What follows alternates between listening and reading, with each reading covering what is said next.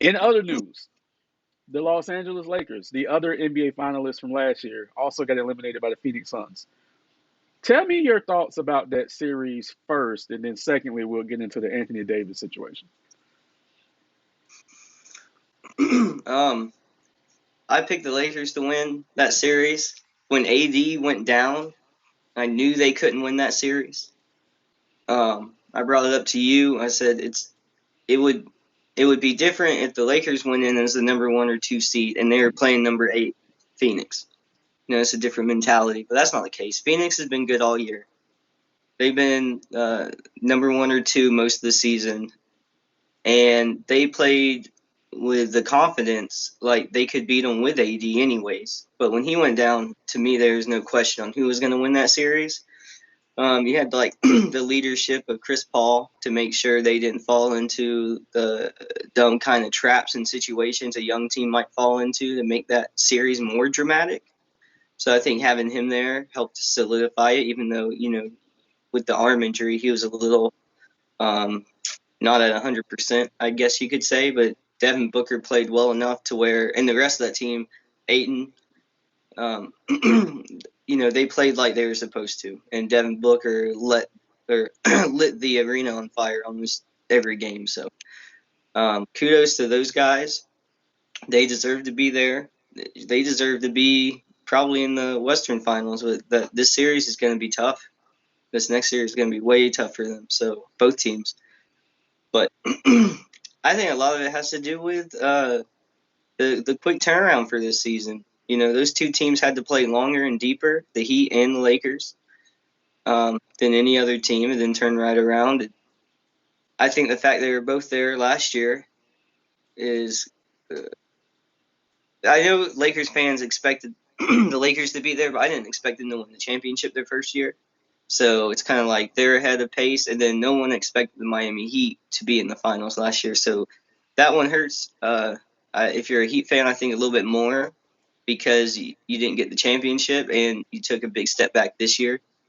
But at least you have a clear picture of what the GM wants to do and the direction he wants to go in. I'm not sure I agree with Tyler Hero being as like one of the 3 major pieces. And maybe it's a little early, but I'm not sure Bam is that anymore either. So you guys have a lot of questions to answer. I think it's going to be a tough off season. Well, Bam can be that, but he wouldn't be the second option. He would be the third option. We need to bring in a second option. So I think that's what they're going to explore this offseason. I mean, every offseason you hear the Heat and all these damn rumors and shit. It's like whatever. I don't care until it happens. So we've already heard them being tied to Kawhi. We've already heard that they've called Portland about Dame, and even talked to the Bulls about Zach LaVine. So my opinion is this: as a longtime Heat fan, Bam Adebayo is not a second go-to guy. He's just not yet. He's a third go-to guy. Um, they asked Pat Riley yesterday, do they think Bam should start shooting threes? And I'm like in my head like, oh fuck no, no, no, we don't need that. We don't need that from him. We need him to play big. Now he's not the biggest guy on the court, but we need him to play that way. We need him to play big, and you can do it. But he's a third option, so we need to find us a good second option to complement Jimmy Butler, because Jimmy does all things, and he does all things, but he still needs help. And unfortunately, Bam didn't give him the amount of help. Unfortunately, Tyler Hero disappeared completely against Milwaukee. So for whatever reasons, be it tired, be it injuries, they didn't show up this year. So there's going to be some changes. And the good thing about Miami is we only have 5 players who have a guaranteed roster spot going into the season. So that gives us a lot of flexibility. Um, as far as the Lakers, LeBron did mention, hey, these two teams, we went deep, like you said, into the playoffs, tired, injuries, whatever. And we did talk about this the other day, and I forgot to mention that I saw LeBron physically more worn out in this series than I've ever seen him before. That could be age, along with playing in a bubble as deep as he did. So let me ask you this question: we know, we're not bronze sexuals, as Cortez can say. We know LeBron James is at the end of his career. No one wants to talk about it. The guy probably has 3 to 4 years left is pushing it, maybe 2 to 3 years left. He is at the end of his career. Do you think we can see prime LeBron anymore? Because they needed prime LeBron in this series, and he couldn't rise to that level. So, do you think we're done seeing prime LeBron? I think, yeah, it's like the Barkley quote.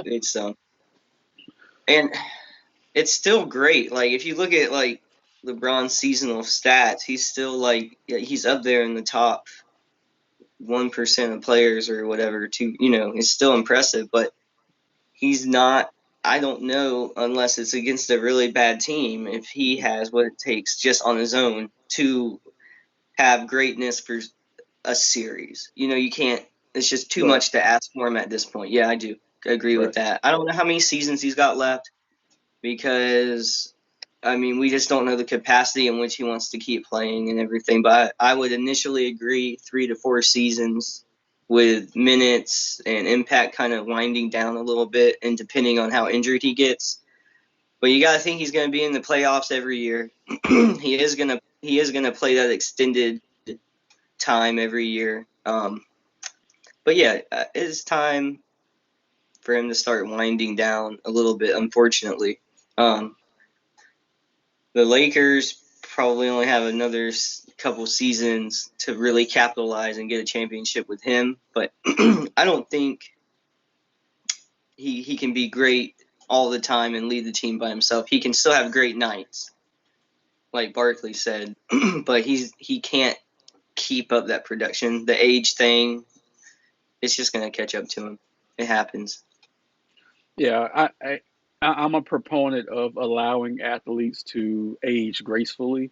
As you know, I'm a big LeBron James critic, but he deserves the right to age gracefully, and just to drop that Barkley quote again. Boy, I can't talk today.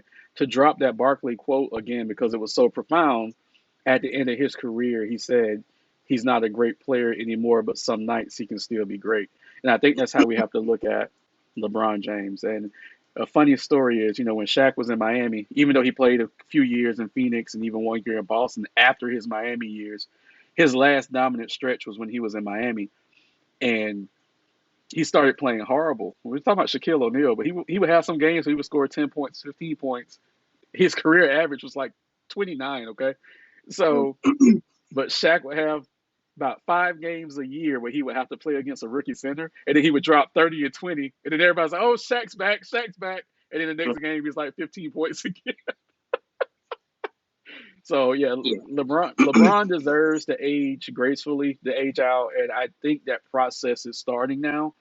Because I'm telling you, he was asking out of the game. He asked out of the game twice in the fourth quarter. He was gassed in that elimination game. But kudos to Phoenix, though. Absolutely, they took it. Devin Booker reminds me of Paul Pierce, just a half a step faster than Pierce though, but he can get to any spot that he wants on the court like Pierce could, and just knock it down. So that's who he reminds me of. Bigger issue, an issue that I had, a situation I had a huge issue with was Anthony Davis trying to play in Game Six. That is a 3 to 4 week injury. That is not a 2 to 3 day injury. So for the medical staff of the Lakers, they said the medical staff cleared him to try to play. That is a huge issue. Either it's a lie or they're incompetent. It shouldn't have happened. How do you feel about Anthony Davis trying to play with that injury? From Davis's perspective, I get at least trying to get on the court and seeing what it felt like, you know.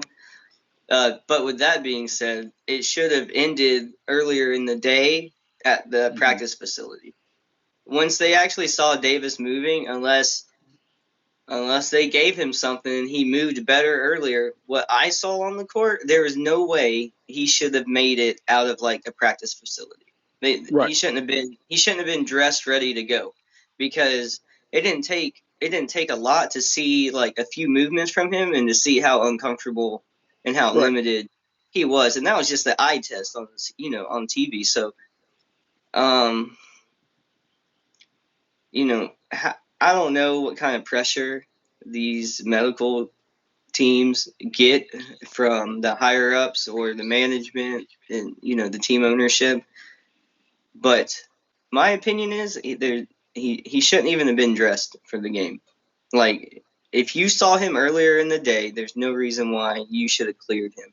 I don't know why they did. If they're, like you said, incompetent, if they were told they need to, it could have been a morale thing where AD just wanted to say, I just want to try, maybe, get my teammates pumped. If you're an athlete, if you're competitive, you want to, no matter what, you want to say, I want to go, even if you know you can't. Like I said, it could have been a morale boost thing, but he shouldn't have actually been on the court, in my opinion. Right. He just shouldn't Right. even gotten that close. But Yeah. I don't know the reasoning. I disagreed with it the moment I saw it. I was like, there's no way. I mean, there's no way he can play. So Hmm. why risk having your number one player on your team basically going forward? Why would you even risk it? It's too much of a risk. Yeah, and the thing is, and a lot of people aren't talking about this. Davis played the first 5 minutes of that game, and the Lakers never led the game. So Phoenix led from start until finish. And for those first 5 minutes, Phoenix was attacking Davis. He couldn't move backwards. He couldn't move laterally. He could move forward a little bit, but every time he moved, he was grabbing his groin. So the way I look at it is, and a lot of people haven't talked about this, if they wouldn't have played Davis from the beginning, that might have would have gave the Lakers a better shot of winning that game if they would have had a different game plan. But once Phoenix saw Davis out there, they attacked him so hard and jumped out. They had a 22-point lead at the end of the first quarter and pushed it up to 29 in the second quarter. This is crazy. They had so much momentum just because of the start of the game where they kept attacking Davis. And like, these are fucking idiots to have him out there, from the coaching staff to the medical staff. He shouldn't have played. Period. He should not have played. I And they agree. have bigs. They have big. Drummond didn't even play that game. You have bigs. You didn't have to play Anthony Davis. You just didn't. It was ridiculous. I don't know, man. I couldn't believe he was out there. Yeah, it was ridiculous. And I know the Lakers are a Class A organization. No shots to them, but somebody has to really look at that. Somebody has to look at that. And to put a cap on this, yesterday I saw Magic Johnson kind of ether Dennis Schroeder. Did you see that? Mm-mm. Okay, Magic Johnson said that that guy's not Laker material and he doesn't fit with the team, doesn't even need to be with the team Yeah. going forward. So Magic still, even though he's not in front office anymore, he still owns a little bit of the team and has some pull behind the scenes. So I thought that was damning for Magic to come out and single out this kid. Yeah, for I was real. I was like, wow.